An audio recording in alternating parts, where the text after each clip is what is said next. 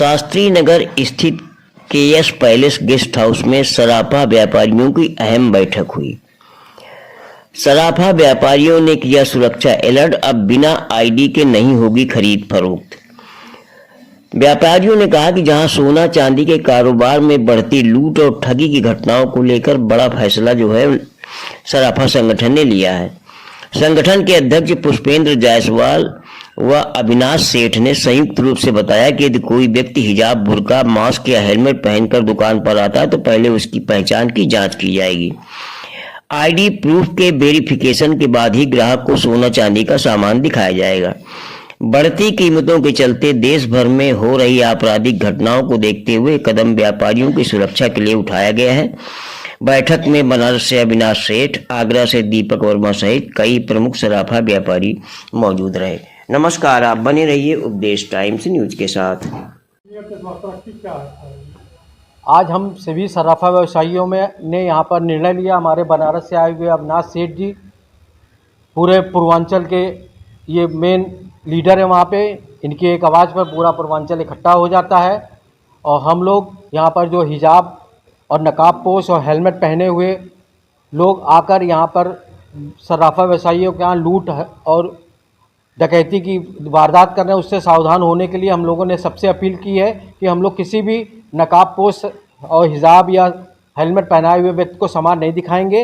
हाँ, अगर कोई महिला अगर आती है तो उसकी निजता का ध्यान रखते हुए उसका आधार कार्ड लेके हम लोग उस आधार कार्ड का वेरिफिकेशन कराएंगे, उसके उपरांत ही हम उसको सामान दिखाएंगे। क्या जरूरत पड़ गई ऐसी व्यवस्था करने की? अचानक क्या कोई ऐसे आपको संदिग्ध लोग दिखाई दिए हैं या मालूम हुए हैं? बिल्कुल, इसलिए थोड़ा सा क्या वजह पड़ी आपको? बिल्कुल इस तरीके की वारदात कई जगह पे हुई है। अभी बनारस के अंदर हुई, मथुरा के अंदर हुई है, आगरा के अंदर हुई है। इस तरीके से नकाब पोश पहन कर या हेलमेट पहन के लोग आए हैं और उन्होंने सराफा व्यवसायियों के साथ लूट करी है। अभी यहाँ बनारस के अंदर करीब 5 करोड़ की लूट हुई है, जिसका 5 तारीख को लूट हुई थी और 10 तारीख तक उसका खुलासा कर दिया गया। इसीलिए हम लोगों ने आज एक मत से निर्णय लिया है कि हम लोग सराफा व्यवसायी अपने व्यापार को सुरक्षित करते हुए और हम लोगों को व्यापार भी करना है, इसलिए हम लोग जो आता है ग्राहक उसका स्वागत है। अगर ईमानदार ग्राहक है, सम्मानित ग्राहक है तो वो नहीं डरेगा अपनी आईडी प्रूफ देने में। लेकिन अगर कोई संदिग्ध है, किसी का मकसद गलत है तो वो हम लोगों को आईडी कार्ड नहीं देगा। इससे हम लोगों को पता चल जाएगा कि ये संदिग्ध व्यक्ति है।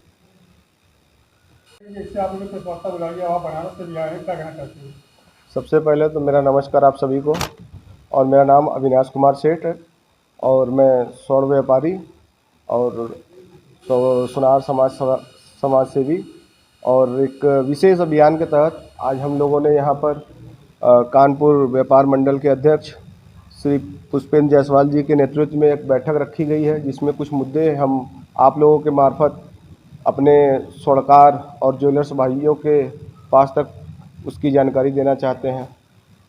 क्या जानकारी देते हैं? क्या जानकारी देने का सबसे प्रथम उद्देश्य है कि जिस तरीके से आप लोग इस समय पूरे भारत में, क्या पूरे विश्व में देखा जा रहा है कि सोना चांदी जैसे धातु का मूल्य में जो वृद्धि हुई है, इसको लेकर हमारे जो व्यापार के हर वर्ग परेशान है और पूरा देश और भारत जिस तरीके से बेरोजगारी स्तर से परेशान है और जो परेशान व्यक्ति है उनकी निगाह सबसे पहले सोना चांदी के ऊपर आती है और इसका टारगेट छोटे और मिडिल क्लास के दुकानदार होते हैं। तो इसी के बचाव को देखते हुए और अपने चीज़ों की सुरक्षा के लिए हम लोगों ने कुछ चीज़ों के ऊपर विचार किया है, जिसके अंतर्गत हम बुर्का, हिजाब और मास्क या हेलमेट लगाए हुए या पहने हुए किसी भी कस्टमर से लेन देन नहीं करेंगे। जी, 3 करोड़ से ज़्यादा की घटना थी वो चोरी की। जी, 5 जनवरी को एक व्यवसायी के घर से लगभग 3.25 से 3.5 करोड़ रुपए की चोरी हुई थी और उसमें बनारस के कमिश्नर श्री मोहित अग्रवाल जी के नेतृत्व में 5 दिन के अंदर उस घटना का पूरा खुलासा करते हुए A to Z ज्वेलरी की बरामदगी की गई है। नहीं, उसमें तो ये था कि जोड़ी खोली भी नहीं और माल निकल गया, क्या पता? बहुत ही माइंड तरीके से ये प्लान के तहत काम किया गया था और इसमें जब कोई साक्ष्य दिख नहीं रहा था तो पुलिस की परिपक्वता और दूरदर्शिता की वजह वजह से इस घटने का खुलासा हुआ, जिसका हम सभी लगातार अपने प्रशासन का और उत्तर प्रदेश पुलिस का और शासन का धन्यवाद प्रकट कर रहे हैं। हाँ आ गए, एक मिनट वो भी आ गए।